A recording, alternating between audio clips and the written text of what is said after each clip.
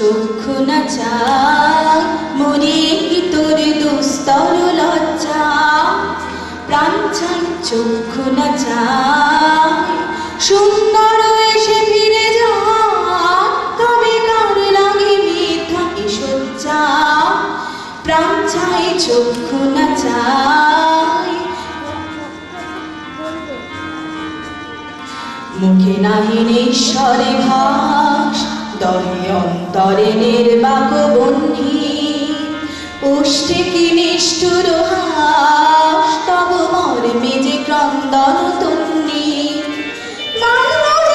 সেচে হায় তব সজ্জা যে কণ্টক সোজা, মিলন সমুদ্র বেলা চির বিচ্ছেদ জর জর মজ্জা, চাই চোখ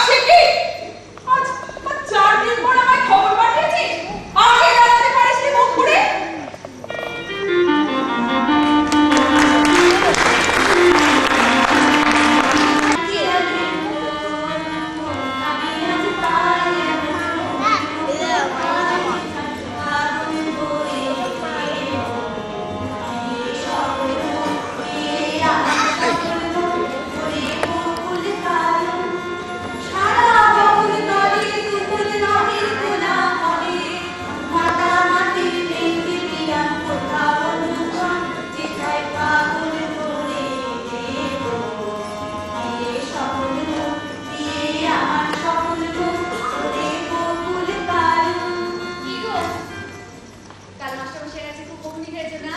হ্যাঁ গো মহিনী দিদি, সকলের সামনে এমন করে বললো না, রাগ করে গেছে। রাগ করলে কি হবে? উল্টা তো তোরাই করলি। জানো দিদি, আমি কতবার বলি অন্তরার পর দুপালিটা মুজি খাবে, তারপর মুখটা ঘুরে আসবে। ওরা সব আগেই এইবার তোকে না কতবার বলেছি মিউজিক না, মিউজিক বল, বল মুজি। ওই হলো বাবু, আমি আর পারবো না। পারবো না বললেই হবে? আমার গান শোনাবি না? ওকে হচ্ছে নাকি? দিদি বলছেন গা বলছি। এই তুই ধর না, আমি তো আছি। এই ধর। ওরে বকুল পার পাড়া। না, ও গান না, ও গান তো সত্যি শুনি, আজ আর ভালো লাগছে না। আরে তোমাদের ওই গানটা মনে আছে? ওই যে মামুদের পালে গাইতে গো, ওই তোর বাবা বেঁচে আসছে, মুখে আসছে না। ওই কৃষ্ণ যখন চন্দ্রাবলীর কুঞ্জ থেকে নীল অম্বর পরে রাধার মান ভাঙাতে আসছে আর সঙ্গীরা গাইছে। ও, ওই নবজ কিশোর শ্যাম সুন্দর। না না, আরে বাবা না, ওখানে ছিল কথা প্রশ্নের কারণে ঠিক মনে আছে। গান পারবে না বাবা, আমি আবার কি ভুল বলবো? ওই তো ওইসব সুন্দরীরা আছে, ওদের বলো না, ওরা গাইবে। এই তুই এমন করে বলছিস কেন রে? তুই গাইতে পারবি বলে তোর বড় ঘুমোর হচ্ছে। ঘুমোর তো ঘুমো, যাও তো। দেখ মারুল, এই আমি 3 গুনবো, এর মধ্যে যদি গান না ধরিস তো আমার মাথা খাস। ও কথা বলো না দিদি। আচ্ছা বাবা, আমি গাইছি। শশী দিদি, তুমিও ধরো আমার সাথে। তাহলে আমি আছি নাচে? চল না, ঠিক আছে, হয়ে যা। क्या बात, क्या बात। তাহলে শুরু করো না, শুরু করো হ্যাঁ? 1 2 3। কথা কোষ মেলোরা, কথা কোষ মেলোরা, স্বামীর পরাণ বড় বেড়েছে। কথা কোষ মেলোরা, স্বামীর পরাণ বড় বেড়েছে। এ জানিও কেমন করে মন বেড়েছে। কথা কোষ মেলোরা, স্বামীর পরাণ বড় বেড়েছে। শুধু ফিরে দাঁড়ায় বাঁশি, শুধু হাসে মধুর হাসি। ওকে নিতে দ্বিধায় নিয়ে তবে ছেড়েছি। কথা কোষ মেলোরা, স্বামীর পরাণ বড় বেড়েছে। কথা কোষ মেলোরা, স্বামীর পরাণ বড় বেড়েছে। চমৎকার, চমৎকার। তবে যাই বলো পলাশ দিদি, আমাদের পারুল কিন্তু গানটা সত্যি বড় ভালো গায়। তারপর নামের কাছে ম্যানেজার বাবু লেখেন বাংলার বুলবুল মিস পারুল গান। তবে ওকে কোলে তুলে একটু আদর করে দাও না, আদিক্ষেতা। সত্যি কে রে? সত্যি একটু আদর করবে না ফিরে পারুল? চোখ তো ভাল লাগে না। না গো, সত্যি বলছি, তোমরা এই ট্যালেন্ট নিয়ে এত ভালো নাচ গান করো, আমি অবাক হয়ে যাই। আর বলো না দিদি, তোমার যেমন রাজধানীর মতন দেখতে, তেমনি তোমার কাজ করার ঠান্ডা। কে বলবে বলো তো, তুমি এই প্রথম স্টেজে নেমেছো? এখন তো এই গন্তব্য জেলার মনোরমা করার কথা লোকের মুখে মুখে। এই সবই তো তোমার জন্য দিদি। তাই? হ্যাঁ গো, এখন সবাই তোমার, অর্থাৎ না নতুন অ্যাক্ট্রেসের প্রশংসায় পঞ্চমুখ। আগের নায়িকা নবলতার নামই তো করে না। এই কাগজে তোমার কথা লিখেছে। এদিকে ম্যানেজার বাবু বলেছেন সামনের মাস থেকে 8 টাকা মাইনে বাড়িয়ে দেবে। খবরের কাগজে কি লিখেছে শশী দিদি? হ্যাঁ গো, খবরের কাগজে লিখেছে, বিলেতের বড় বড় অ্যাক্টরদের সঙ্গে পাল্লা দিতে পারো তুমি। আর সত্যি কথা দিদি, তুমি তো আর আমাদের মতন 7-8 বছর বয়স থেকে প্রেমে করছো না, একেবারে এসেই হিরোইনের রোলে নেমে গেছে। কি করে আমার প্রেমে পড়ো দিদি? কি করে পারো? আমি না আগে খুব থিয়েটার দেখতে আসতাম। এই গন্ধ তো থিয়েটার আমার খুব ভালো লাগে। এই থিয়েটারে একদিন তোমার সঙ্গে খাওয়া হয়েছিল, মনে আছে? মনে নেই আবার? থিয়েটার ভেঙেছে তখন, কি বৃষ্টি কি বৃষ্টি সেদিন। আর রাস্তায় এক হাঁটু জল জমে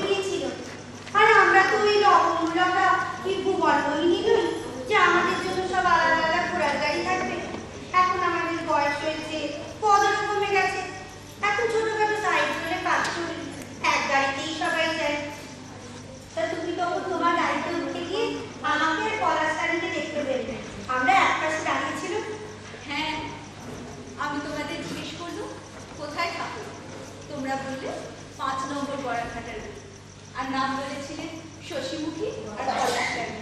তারপর তো আমাদের গাড়িতে শুলে একেবারে বাড়ির দরজায় নামিয়ে দিয়ে গেছে। নানা ছেলে বাড়ি ফিরতে কি মুশকিল হতো বল। হ্যাঁ গো দিদি, শশীমুখী তো তোমার কথাগুলো শেষই করতে পারে না। জানো শশী দিদি, তোমাদের বিয়ে করা দেখে আমার কেবলই মনে হলো আমি যদি তোমাদের মতন পাঠ করতে পারতাম, কখনো শ্রীরাধা, কখনো রানী, আবার কখনো বা বিকাশী, খুব অবাক লাগতো। তারপর যেদিন মনে হলো নিজের ক্ষমতা একবার যাচিয়ে নিয়ে দেখি, সেদিন তোমার কাছে চলে এলাম। সত্যি 2 মাস আগে একদিন বেলার দিকে একটা ছিটে ঘোড়ার গাড়ি চেপে তুমি হাজির হলে আমাদের বাড়ি। আমার কাছে আশ্রয় চাইলে থাকবে বলে। তোমাকে দেখে তো আমরা চার দিকে ছুঁয়ে এসেছিলাম গো। এদিকে আমার অবস্থাটা একবার বোঝো। বড় অসুবিধে ফেলেছিলাম না তোমাকে। না গো, অসুবিধে কিছু অমন গাড়ির মতন রুম, চলাফেরা, ব্যবহার, যে কিনা নিজের গাড়ি চেপে যেটা দেখতে আসতো, সে কিনা আশ্রয় চাইতে আতঙ্ক গড়াগড়া করিতে। মনে হলো কি আমি স্বপ্ন দেখছি। কে এলো আমার ঘরে? তোমার কাছে আমি জীবন, তোমার দয়ার কথা আমি কোনোদিন ভুলবো না। সেদিন তুমি আশ্রয় না দিলে